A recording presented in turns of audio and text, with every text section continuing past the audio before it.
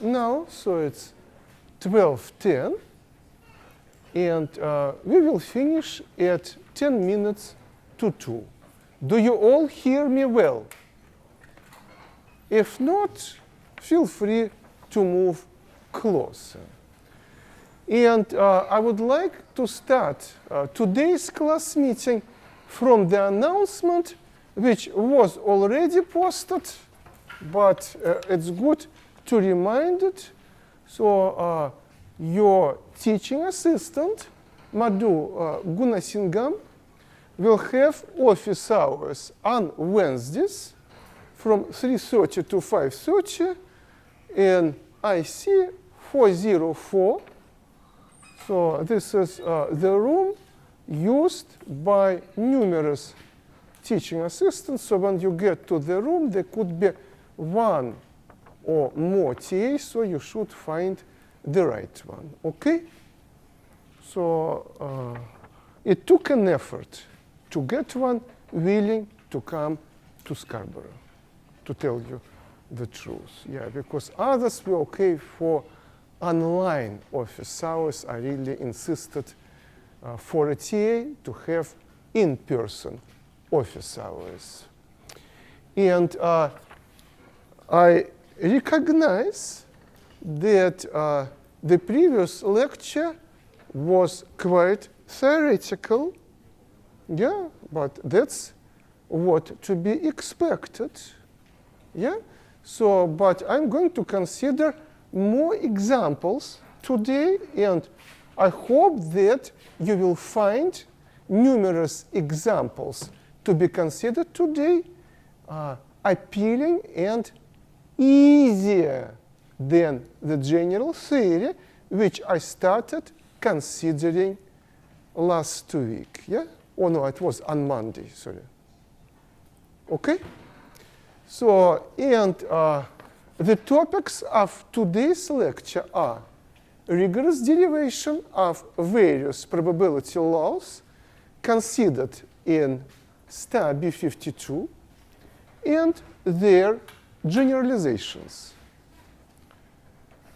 Some simple probability measures, period, and finally, moving towards Borel sigma field on R1. Okay. So, and now I want to move on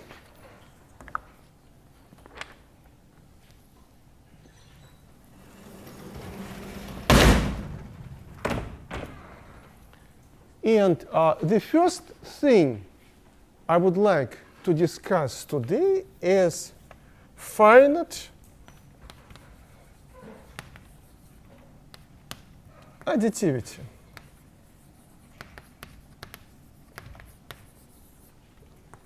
And the key word here is finite. Why? Because on Monday I mentioned that the third Kolmogorov's axiom is really about sigma or countable additivity. And it's possible to present this axiom to be valid for countable or finite sequence of disjoint events. However, it suffices to assume countable additivity only. Finite additivity can be derived as a corollary, and that's what I'm going to explain now. Okay, so it's not going to be hard, but still it is to be derived. So it states that if we consider any finite sequence of pairwise disjoint events denoted by A1, A2, etc., AN,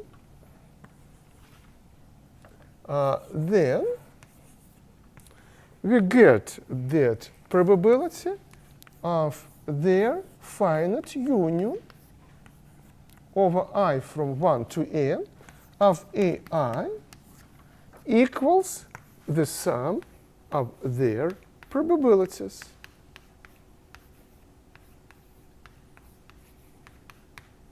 And in my notes, which I hope I will make available to you sometime tomorrow, so it's Formula 1. Of course, this is, can you see when I write here? Huh? So anyway, Ali, yes, so it's being recorded, yes, so you can stand. But I hope you see it, yeah?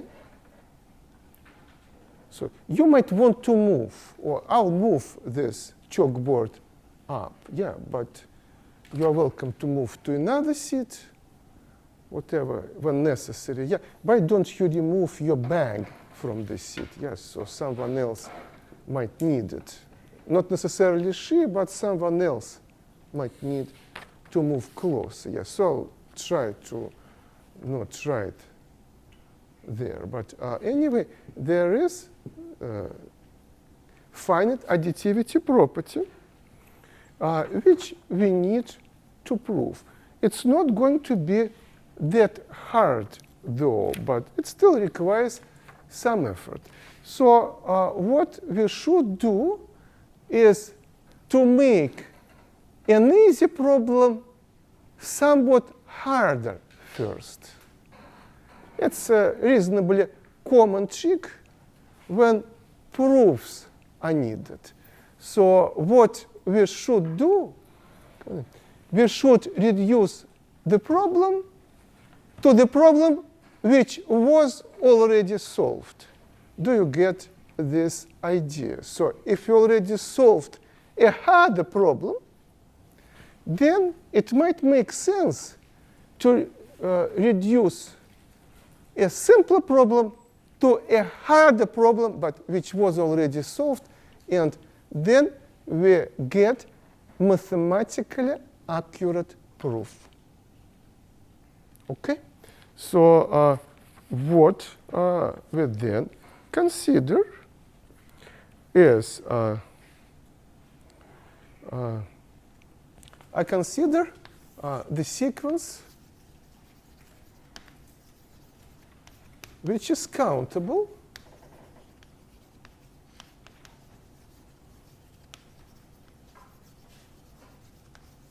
which is such that its first part, namely the events A1, A2, AN, are exactly those considered in the definition of finite additivity, but then n plus first event is an empty set,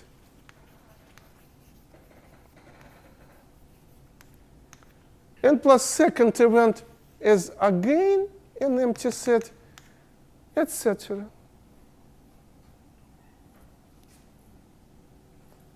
Okay?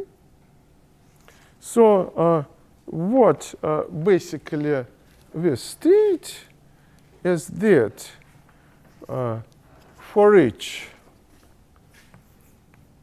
L greater than or equal to n plus 1, A sub L is an empty set. What can we say about an empty set? Is it an event that is disjoint with every other event or not? What should we check? Is it true that, say, we have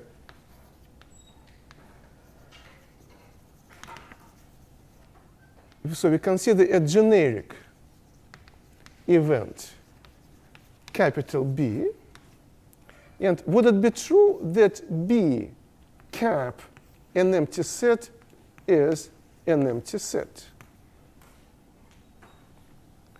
How well do you remember set theory? Kind of, yeah? So anyway, I recently lectured on set theory in B52, so I have my B52 notes from last week. So if you want to refresh some basics of set theory, let me know.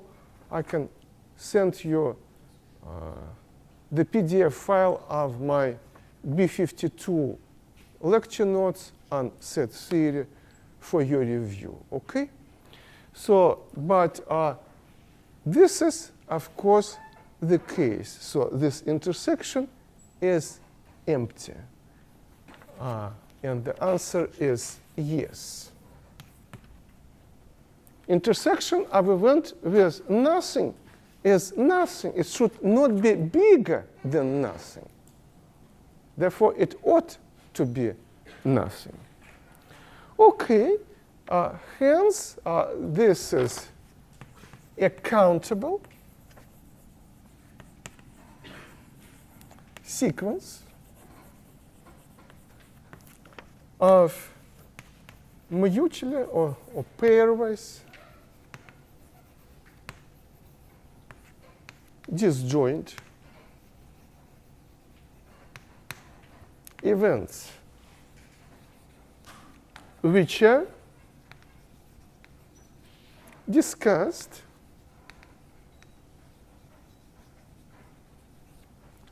in the third axiom.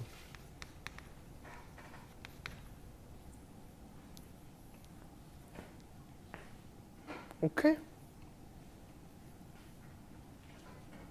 And let's consider what else we can do then.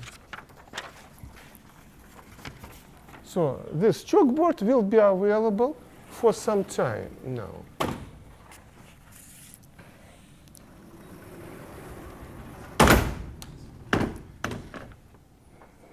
Okay.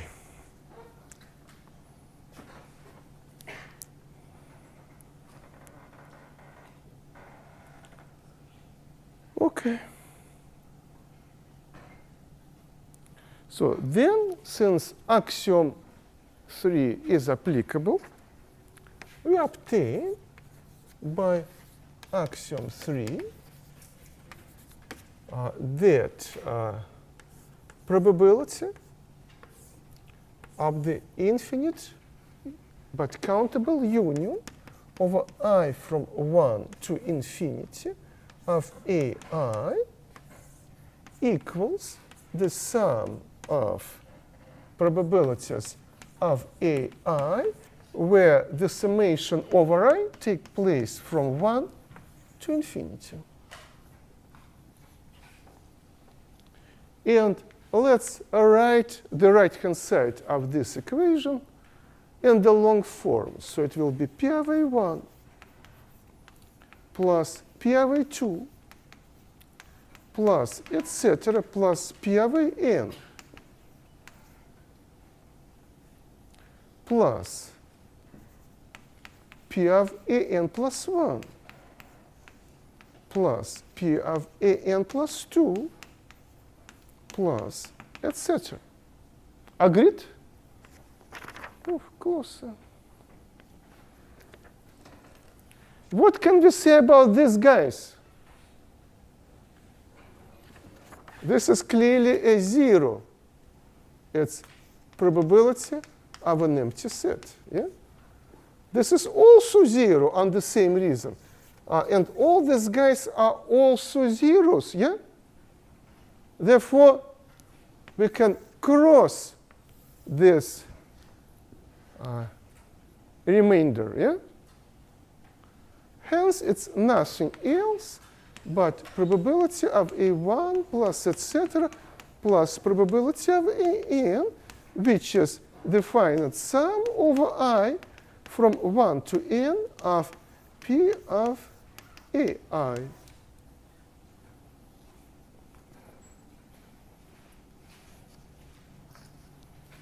Yes? I know this sounds a bit like obvious, but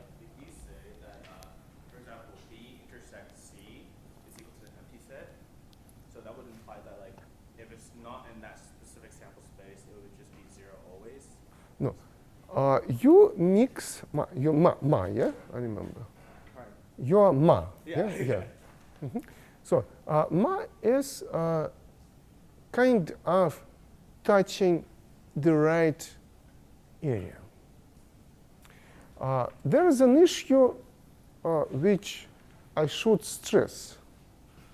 Don't mix apples with oranges. We have an empty set which is denoted by slashed O. Yeah? And there is probability of an empty set, which is a very well-known round number, or 0. They look the same, but they are different. Okay? So an empty set is still an event, known also as an impossible event. Its probability is a number. Okay, we have, but they are related, yeah? But to some extent, you brought up an issue which I want to address now. First of all, we need to explain that this guy belongs to our sigma field script f. Yeah? And we need to explain that this guy is also a member of our sigma field script f. Understood? There are some set theory topics which you are to think about. And that's what I want to quiz you about at home. So this discussion is being recorded thanks to Aliyah. And that's why actually I try to repeat students' questions. So this thing that this is a member of the sigma field script f, so it's obvious, yes, so we do it by induction.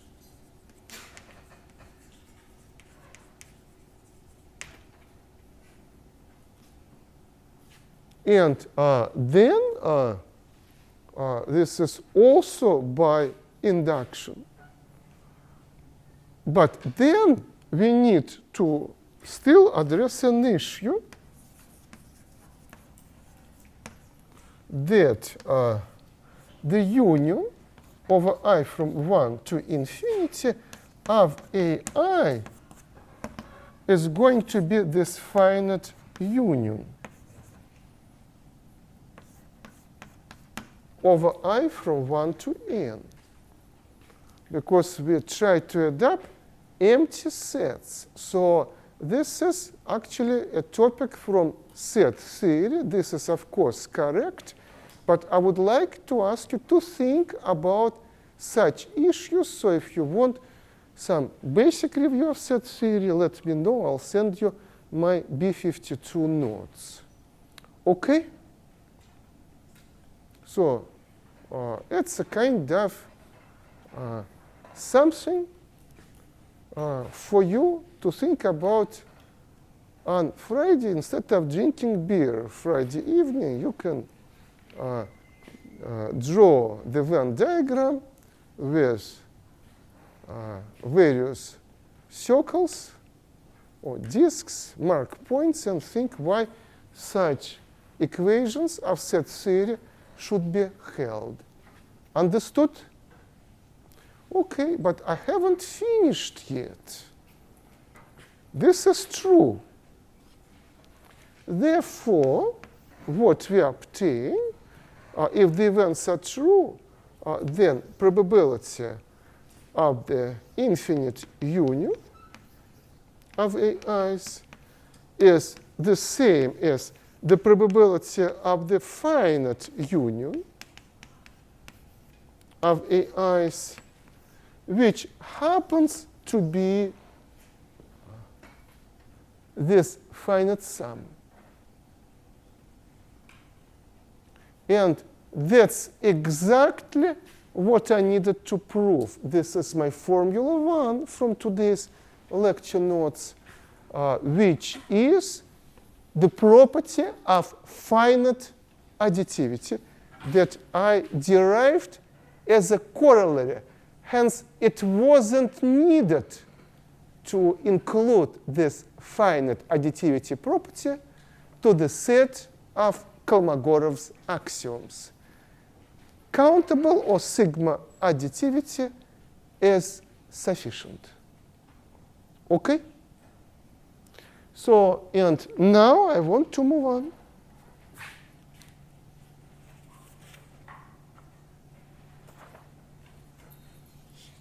Guess what will be next? It's something that I hope you all remember very well. The additive or addition law, which you already learned in Stubby 52. And we are moving from disjoint events to general events, which are not necessarily disjoint. So for not necessarily disjoint events, we have the well-known addition law. Yes, so, okay. So I think I can move it up. Yes, so it will be, of course, available in the video.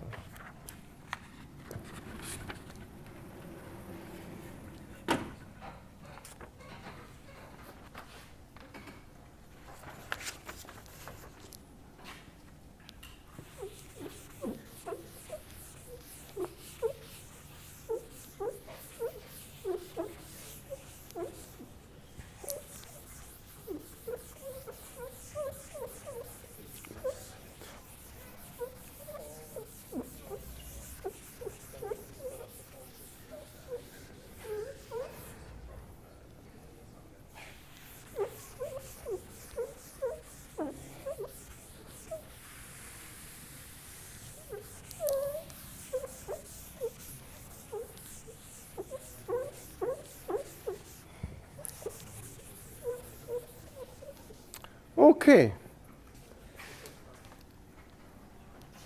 And do you have a guess why I want to talk about the addition law again?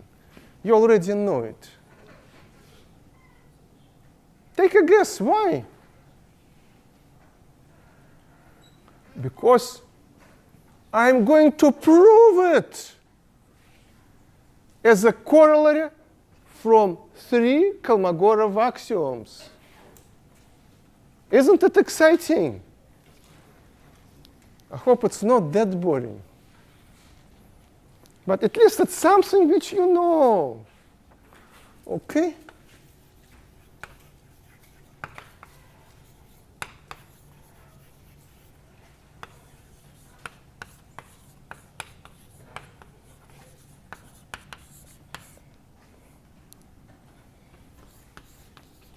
So we drop the assumption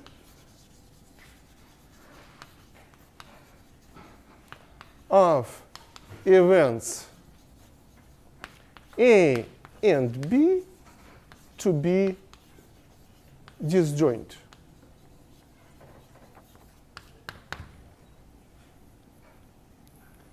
Of course, we use Venn diagrams. A and B.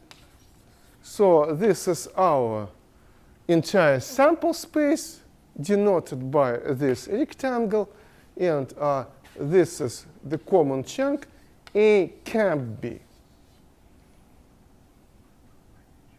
So this shaded chunk of the rightmost disk, you can denote it as B cap A superscript C. Yeah? But in set theory, it is often denoted as B set theory minus A. Yeah? So this backslash is used as the set theory minus. So it's exactly B intersected with A superscript C, or that part of B which is not in A. Understood? Okay. And what I claim is that A cap B, or the union of A and B, can be represented as this event A union with B backslash A. Yeah? Agreed?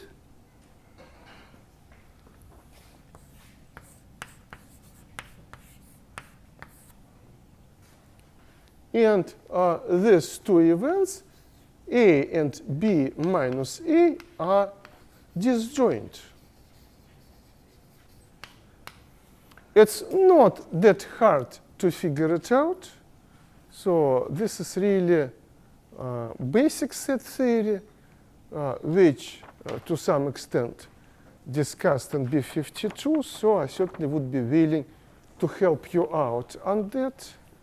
But A and B are not in general disjoint, but we can rewrite this union in a slightly different form, keeping in mind that we instead consider the union of two related but disjoint events. Is this my idea clear? Why? Because we want to reduce the problem to the problem that was already solved. We have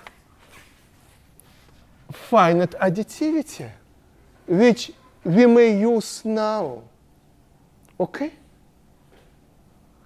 So, therefore, by finite additivity, which is still available, yeah, probability of A cap B equals probability of A plus probability of B backslash A.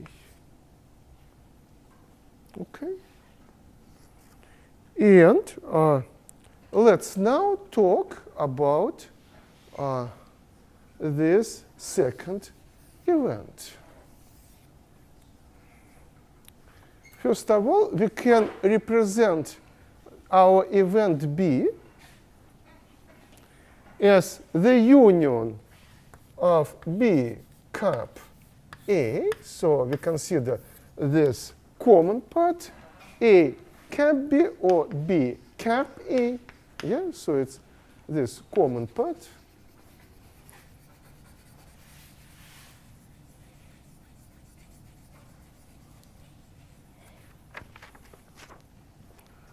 And then we consider its union with B backslash A, with this guy. And these two events are, again, disjoint. Do you see well when I write here? Okay? Thank you, Alia. And we are almost there. Now, I still need finite additivity. What I think I could safely erase is this Venn diagram, which I hope you all remember very well.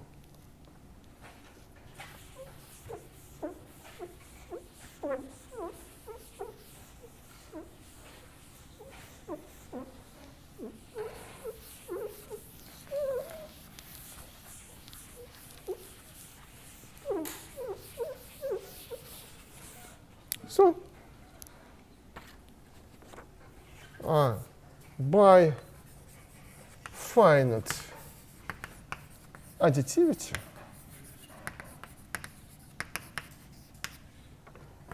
P of B is P of B cap A plus P of B set minus A, because these two events are disjoint, as I just explained. And therefore, P of B backslash A equals P of B minus P of A cap B.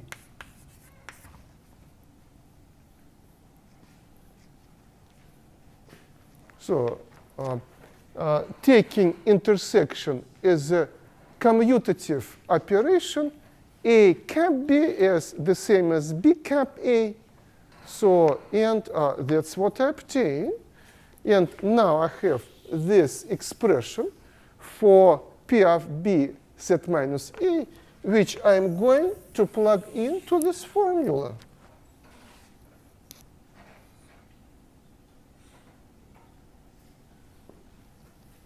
And hence, I obtain that P of A cap B is P of A plus P of B minus P of A cap B. This is the addition law that you learned last fall, which I hope you all remember well. Artyom, move closer. There is a seat for you. Okay. Okay. Is this clear? Okay. So, and this law is now derived with the mathematical level of rigor. So I assume that when you learned this law in B52, so the proof was a kind of ancient Greeks type proof. You know how ancient Greeks proved mathematical theorems? Have you ever studied that? So they just had the picture with the caption, "Look." So, and this was sufficient and acceptable mathematical proof in ancient Greece. Okay, so, and that's basically what was done in B52 for many laws of probability. They were simply illustrated by virtue of Venn diagrams, which are marvelous. I like them, but they are not mathematically rigorous. So now it is derived from Kolmogorov axioms. So what should we do next? Do you remember the title of today's lecture? I already erased it. Yeah? But I'm going to talk about probability laws which are familiar to you, but also I want to talk about their generalizations. And now I want to discuss generalizations of this addition law. First of all, we can have more than two events. Yeah? How to find probability of triple intersection?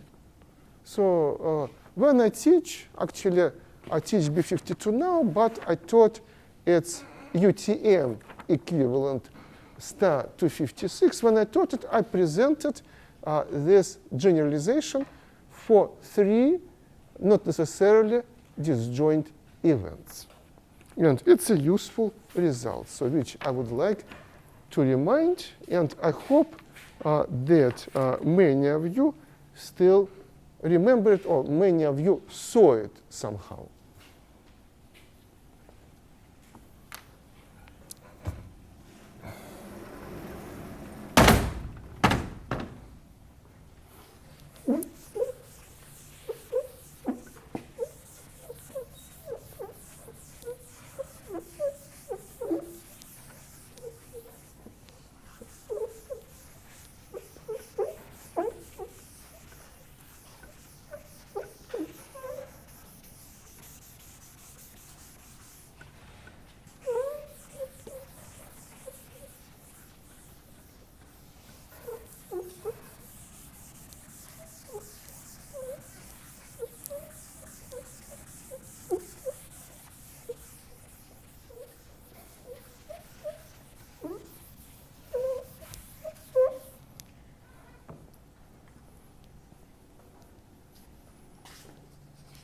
So the next result is known as the inclusion, exclusion, identity,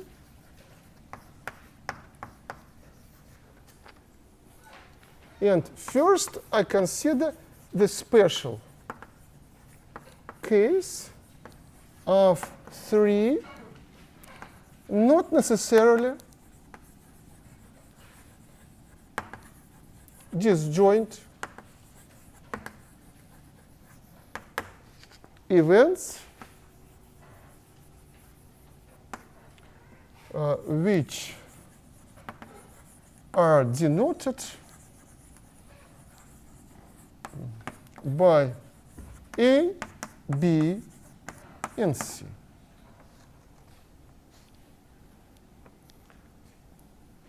Let me draw the corresponding Venn diagram.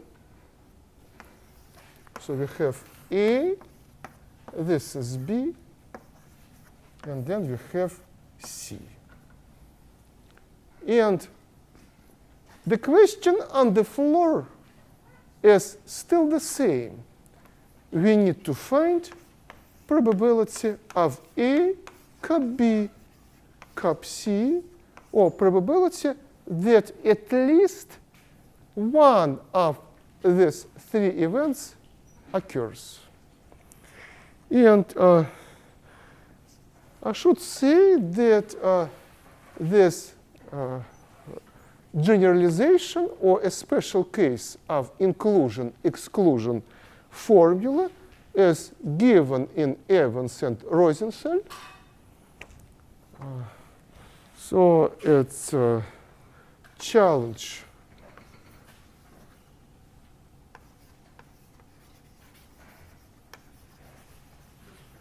one, 3, 10, part A on page 13 in Evans and Rosenthal. Okay?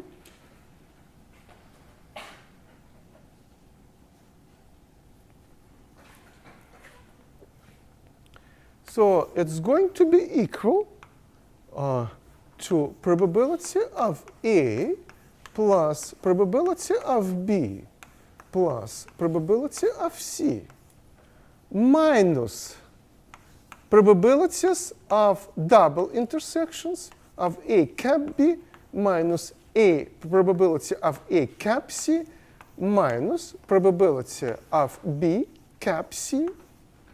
And then we need to add the probability of triple intersection P of A cap B cap C.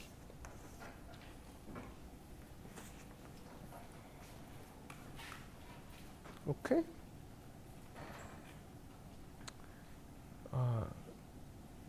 I know a different textbook was used last fall, yeah, but still Evans and Rosenthal was listed as a supplemental book last year. So I use it for some things. A good thing is that the book has challenges and some proofs. Professor Evans designed, actually, I think it was Professor Evans' contribution to have these challenges. I know well both him and Jeff Rosenthal. So, but an idea was to have some problems being interesting for pure math majors. Yeah, so say not everyone taking B52 likes the proofs, but some do. Yeah, and for those who like the proofs, so you might try to get these results. But the way such a result is taught in courses of B52 level is again a kind of ancient Greeks' proof. Look at the Venn diagram. So we want to consider everything A, B, and C, so we add them up. But then we realize that we added too much. So we ought to throw away double intersections. Yeah? But when we throw double intersections and their probabilities, then we throw away too much. Understood? Because we added triple intersection 3 times. And then we removed it 3 times. Therefore, triple intersection is not there. So, and that's why we need to add the probability of triple intersection. Is this point clear? OK. That's the proof which some of you could have seen. I'm not going to prove this particular result. Instead, I'm going to talk about the general inclusion-exclusion property. OK? So what I need, I want to have it available for you. So I move this chalkboard up and use this one.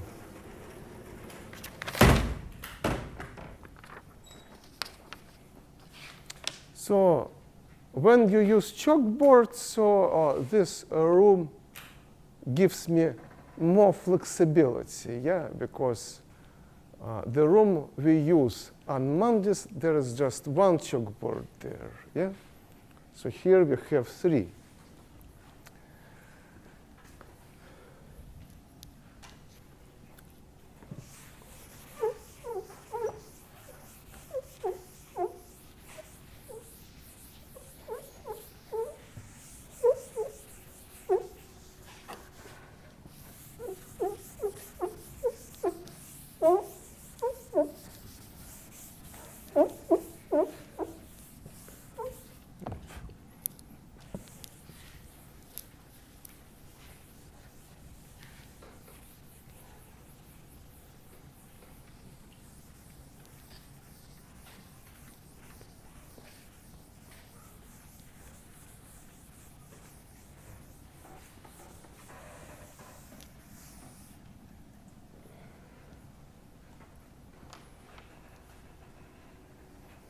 OK. So the general case of the inclusion-exclusion identity. So we have a finite set of not necessarily disjoint events A1, A2, etc., AN. Then I'll start writing here. We need to figure out probability of union of A1, cap A2, etc., cap AN. And then I'm going to continue on the right. First, I'll write this formula, whose version is given in Evans and Rosenthal as challenge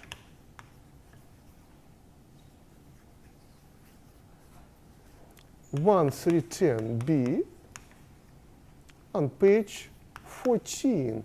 And actually, I will almost do it, but a part of this problem is going to be deferred to your exercise set number 3. Okay, I'll comment on it. So, but let me first present this formula, then discuss it, and then move with its proof, which I'm not going to complete. A part of it will be deferred to the exercises. Okay? So first of all, it will be the sum over I from 1 to n of P of I minus the sum over I less than j, where I is greater than or equal to 1 and j is less than or equal to n of P of AI cap aj. So, and this sum is actually, technically speaking, it should be written as the double summation, but the formula is very long, so we just write it as a single sum, keeping in mind that it's really a double sum. Okay? Plus the sum, which is really a triple sum. That's how, technically speaking, it is to be written. It's the triple sum over I, j, and k, where I is less than j and j is less than k, I is greater than or equal to 1 and k is less than or equal to n, and the terms are probabilities of triple intersections. P of AI cap aj cap ak. So the third term is with positive sign. What will be the sign of the fourth term? What's your guess? Minus. Very true. So it is going to be an alternating sum. So minus something, it will be a multiple sum of probabilities of intersections of 4 events plus etc. And at the end, we will have either plus or minus. But the term will be with the sign equal to -1 to the power n plus 1 times the probability of intersection of all n events. P of A1 cap A2, etc. cap AN. Okay. How do you like this formula? I wouldn't be surprised if you say, I hate it. But look at it. Why do we need such results? We need to find probabilities, correct? And finding probability of union of not necessarily disjoint events is really a headache. When there are just 2 of them, it's doable. When there are 3 of them, it's also doable, but the formula is already much harder. Instead of 3 terms, it has 6 terms. Yeah? When you have n events, it's going to be an alternating sum. And all these laws of probability theory are designed to kill 2 birds with 1 stone. They want to solve this problem sufficiently easily, and we don't want to losing accuracy. So we need to account for all the probabilities, for all the odds. Okay? And often it would be easy to find probability of intersections. Understood? So if probabilities of intersections are easy to find the probability of unions, then we, by all means, are to employ this inclusion-exclusion identity. Is it understood? But there is a different purpose why we should use this formula. It gives us nice upper and lower bounds for our probability of interest. And that's what I actually did in my PhD dissertation. Of course, I dealt with particular events. But what happens is that you get a conservative upper bound from this formula. So, you know, it's like an alternating series in the second part of calculus. Yes? So when you remove, so you have an alternating series where the terms decay by the absolute value. So if you get rid of all the terms of the sum starting from the second one, you get a conservative upper bound.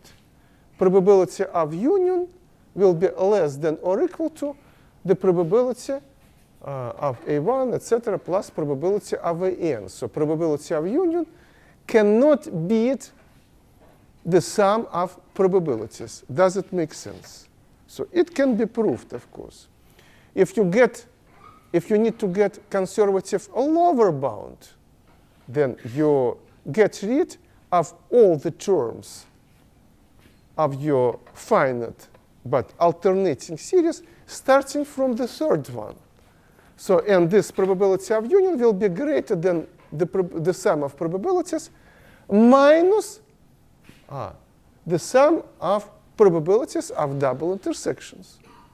If you want to be more accurate, then you throw out everything starting from fourth term, you get an upper bound, which is going to be more accurate than if you just use the sum of probabilities, etc.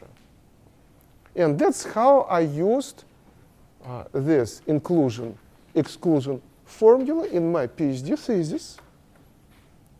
I was deriving reasonably accurate upper and lower bounds from this alternating but finite series.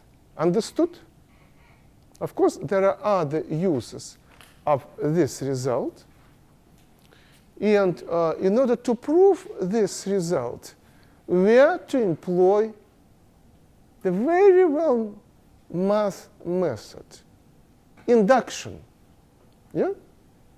So I'm not going to do this proof in detail, but I will produce the main steps. Oh, yeah, before I move, just the final comment. Is this clear that when n equal to 3, so when n is 3, yeah, you get this special case of inclusion-exclusion identity from this general formula. Is this clear? So therefore, I don't really need to derive the case of n equal to 3 separately. OK? So now,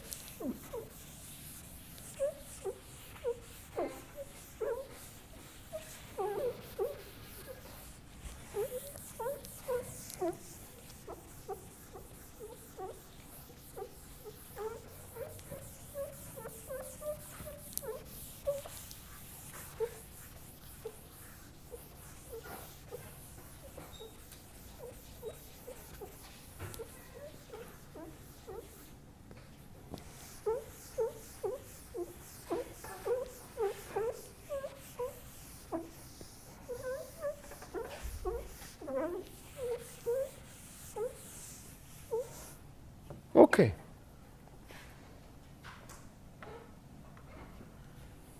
Now,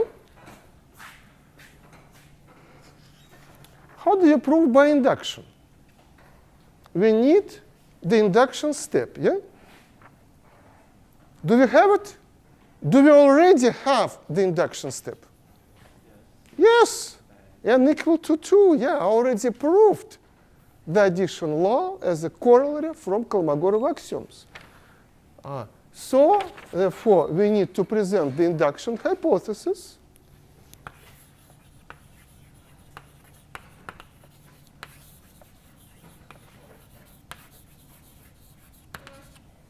The identity is true for n minus 1 events, A1, A2, etc., an minus 1. And we need to prove it for n events. So we have induction hypothesis. So, and then we would need to derive the validity of the induction step. Clear? Okay. So, but what basically we have here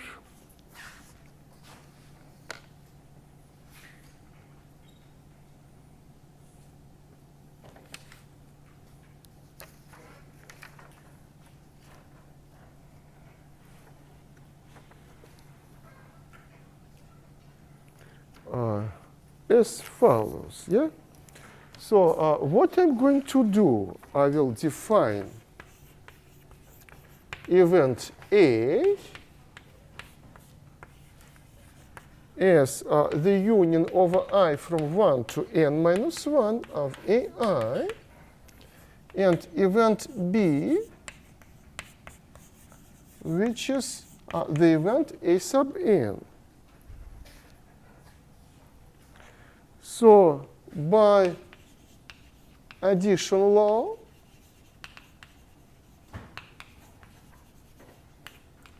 probability of union over I from 1 to n of AI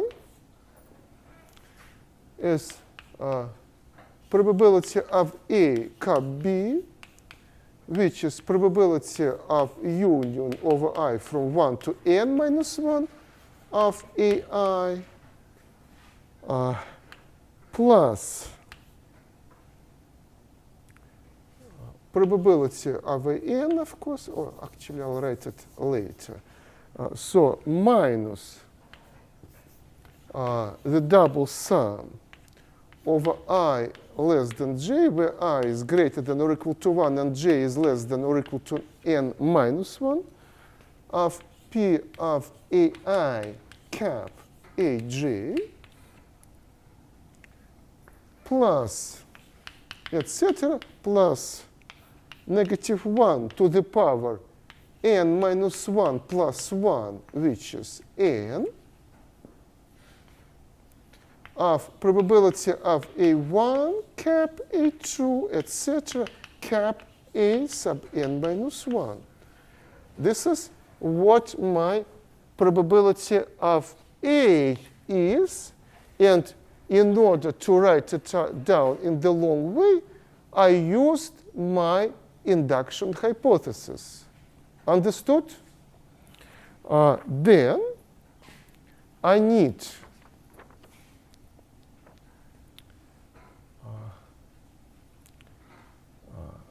probability of B, and B is simply an, minus probability of A cap B. So, and A is the union over I from 1 to n minus 1 of AI. So cap an, which is B, yeah? So, and this is my event A. There's Yeah? a typo in the equation. So just a second. So here, where? So here it's positive, here it's negative. Yeah? So here, no. P of A cap B is P of A plus P of B minus P of A cap B. So this is the classical addition law of B52. Yeah, and A is this union of n minus 1 events. Yeah, that's, wait a second. Yeah, you might be right. Yes, so that's where it appears. So I'm dealing with probability of A here. So it's this union minus such double sum